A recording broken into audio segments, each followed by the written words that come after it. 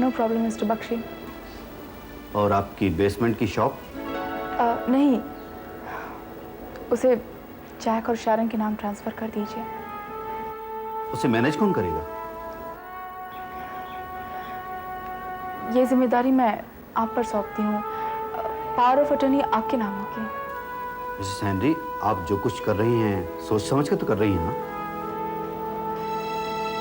हाँ मिस्टर बख्शी, अच्छी तरह से।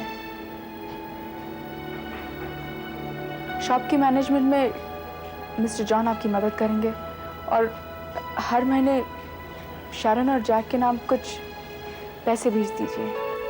ये रिस्पॉन्सिबिलिटी काफी बड़ी है Mrs Henry. This is the last help I want from you Mr Bakshi. आप सारे पेपर्स तैयार कर लीजिए, मैं उन पर साइन कर दूँगी। ठीक है।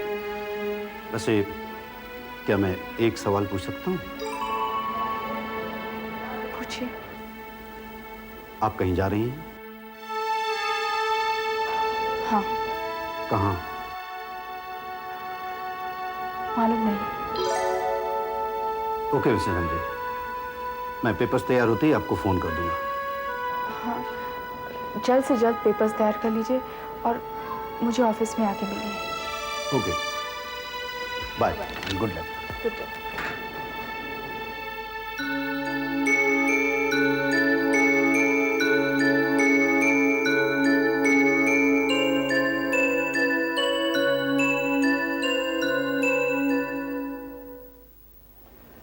सारा कर्ज, पार्टीज और बैंक का पेमेंट करने के बाद जो रकम बची थी वो आपके अकाउंट में जमा कर दी है। और ये रहे पावर ऑफ अटर्नी के पेपर्स। आप इन्हें पढ़ लें और साइन कर दें। Thank you Mr Bakshi.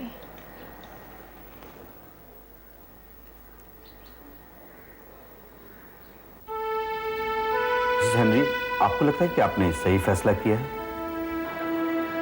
Don't worry Mr Bakshi, I am certain about my decision. बस आप इतना अश्योरेंस दे दीजिए कि जैक और शारन को हर महीने चेक मिलता रहेगा। I assure you. हाँ, अगर जरूरत पड़ी तो मैं आपको कहाँ कांटेक्ट कर सकता हूँ? मिस्टर बख्शी, आप खुद ही ट्रस्टी हैं, आपको मेरी ज़रूरत नहीं पड़ेगी।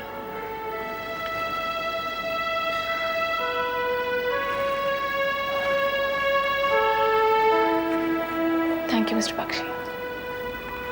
Take care of yourself. Okay, goodbye. Bye.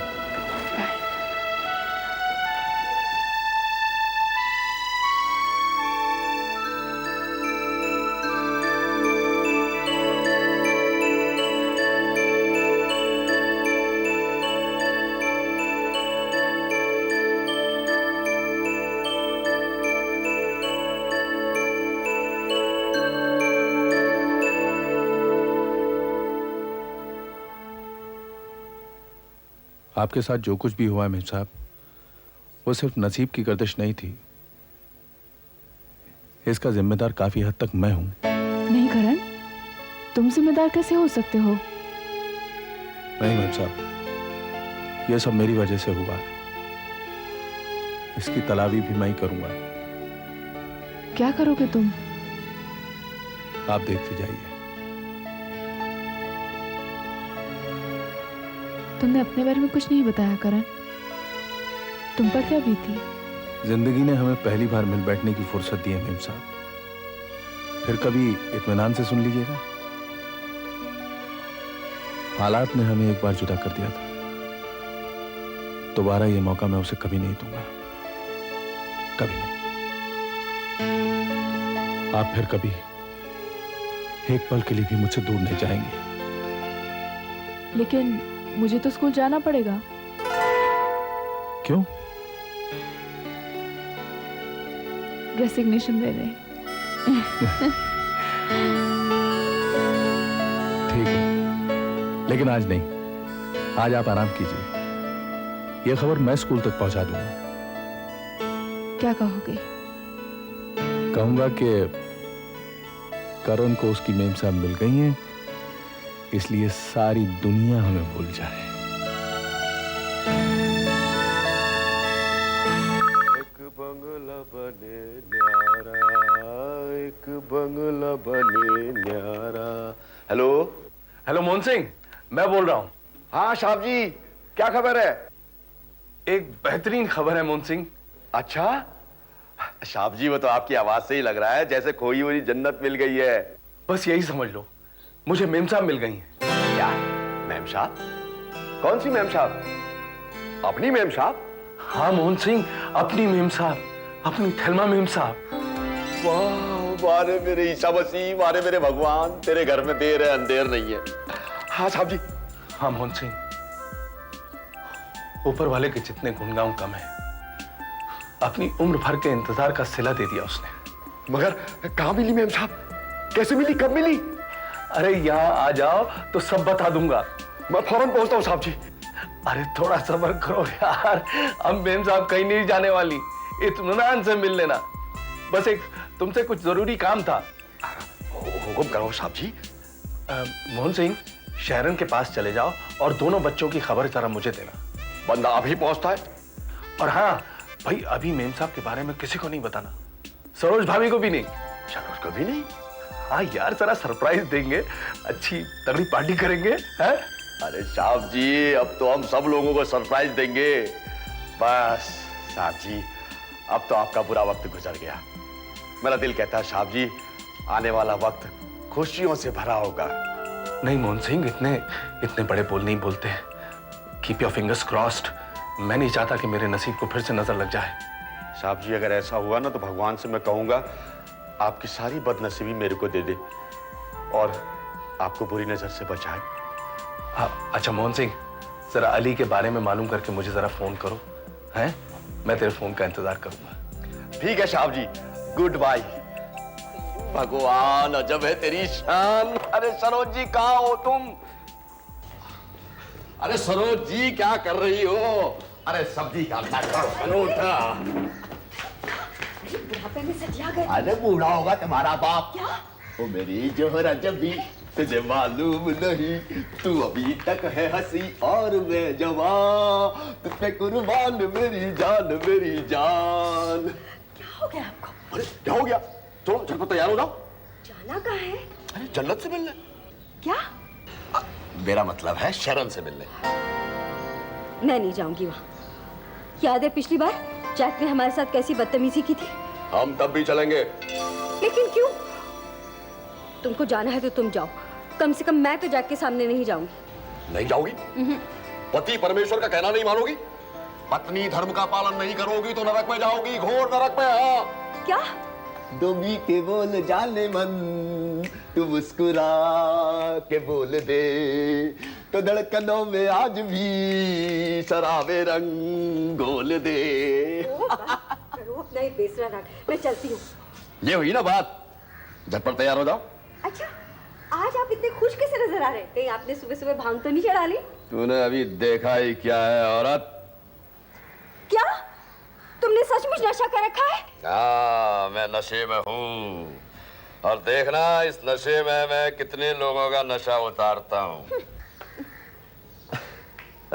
दुख भरे दिन भी तेरे भैया, अब सुख आयो रे, रंग जीवन में नया लायो रे। दुख भरे दिन भी तेरे भैया, भी तेरे भैया, भी तेरे भैया। लीजिए। Thank you.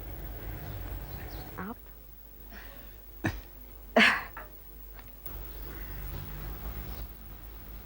जिस तरह हमने करण अंकल और आपके साथ बिहेव किया, मैं तो समझती थी आप हमारे घर कभी नहीं आएंगे। ऐसा कैसे हो सकता है बेटी? लास्ट टाइम जिस तरह जैक ने आपके साथ बिहेव किया, उसके लिए मैं शर्मिंदा हूँ। नहीं बेटी, ऐसा जैक ने जानबूझकर तो नहीं किया होगा ना, और वैसे भी उसके लिए तुम्हें शर्मिंदा होने की कोई जरूरत नहीं। अच्छा, जैक की हालत में कुछ सुधार हुआ है? कुछ खास नहीं। उसका इलाज तो चल रहा है ना बेटी। आपको किसने बताया?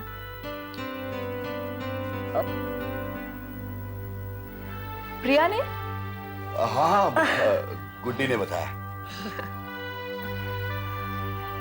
वो समझता है उसे ट्रीटमेंट की कोई जरूरत नहीं। अब तो वो डॉक्टर के पास भी नहीं जाता। कहाँ गया वो? वो मुझे बता के नहीं जाता, कई रात तक बाहर रहता है और जब मैं पूछती हूँ तो बेढंगे जवाब देता है। अब तो मैं उससे बात ही नहीं करती। मुझे लगता है तुम्हारी मम्मी के ना होने से उस पर बुरा असर पड़ा है। मम्मी के साथ उसका रिलेशनशिप इतना अच्छा नहीं था, वो मम्मी के इतना करीब नहीं था। पर बेटा तुम तो मम्मी को मिस करती होगी ना?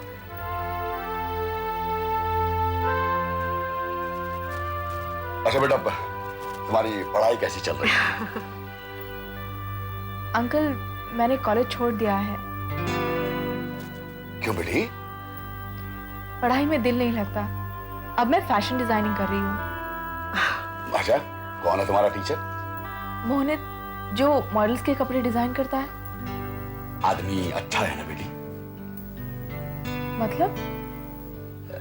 अब बेटा बेटा हम तुम्हारी भलाई चाहते हैं। तुम यंग हो ना, और घर में कोई बड़ा भी नहीं है। तो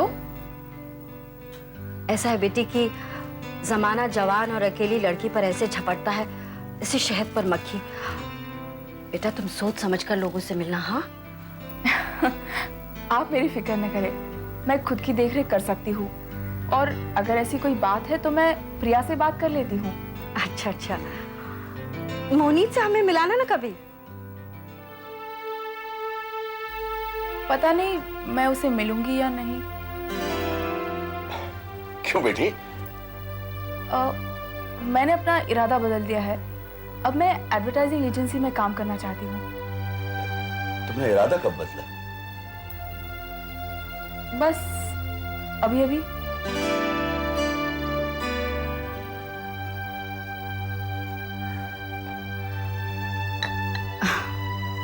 अच्छा बेटे, अब हम चलते हैं। हाँ फुर्सत मिले तो हमारे घर आना बेटी। ओके आंटी, आऊंगी। अच्छा बेटे, किसी चीज की भी जरूरत हो तो झिझकना मत, खासकर जैक के मामले। Thank you uncle for your concern. और हाँ, वो कुछ दिनों बाद क्रिसमस आ रहा है, क्यों ना कोई पार्टी हो जाए? नहीं अंकल, मैं क्रिसमस नहीं मनाती। अरे क्रिसमस नहीं मनाती? क्यों बेटा? वो जब पापा थे तो वो चर्च ले जाया करते थे, और अब अच्छा बेटा हम चलते हैं। हाँ ओके अंकल। जीती रहो। Thank you.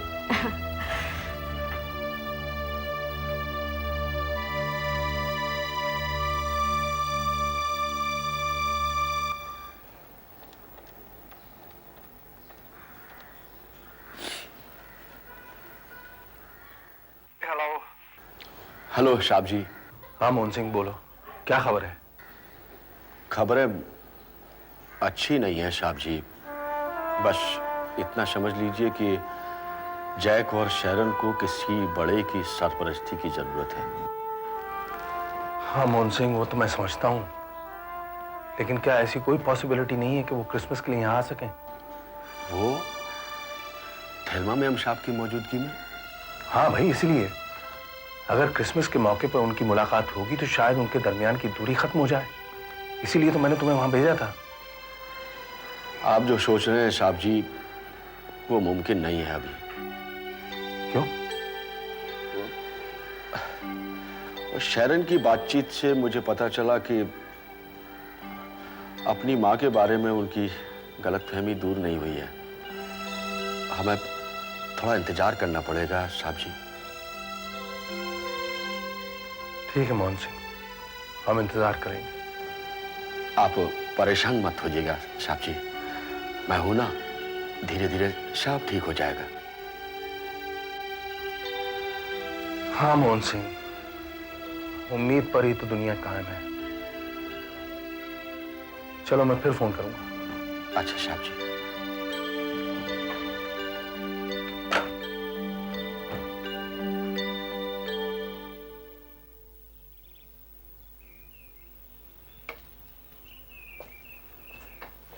जल्दी जल्दी करो, मेम साहब के उठने से पहले कंप्लीट हो जाना चाहिए।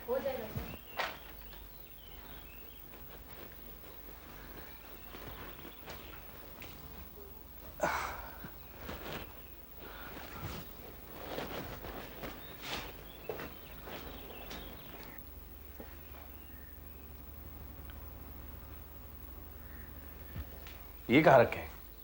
मेम साहब को किधर अच्छा लगेगा?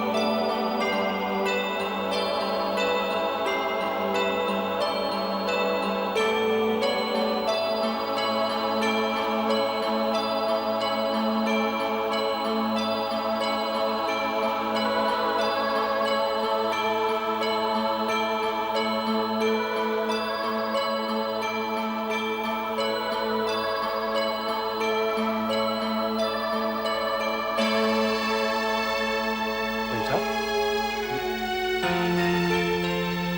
क्या हुआ?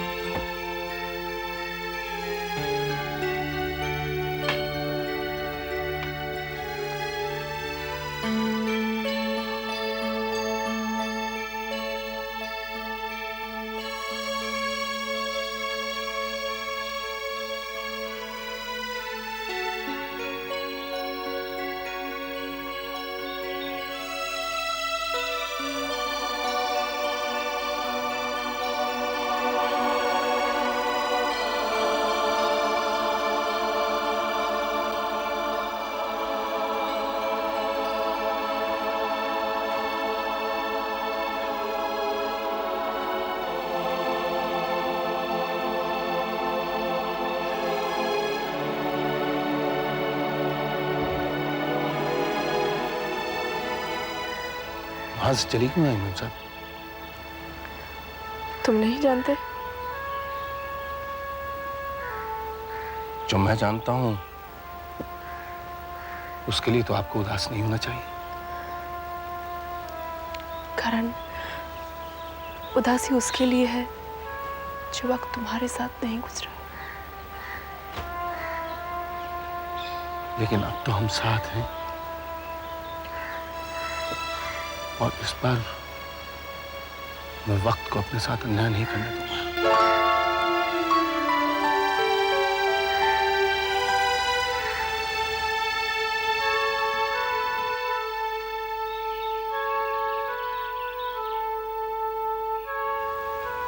आइए मेम साहब, मैं आपके लिए कुछ लाया हूं।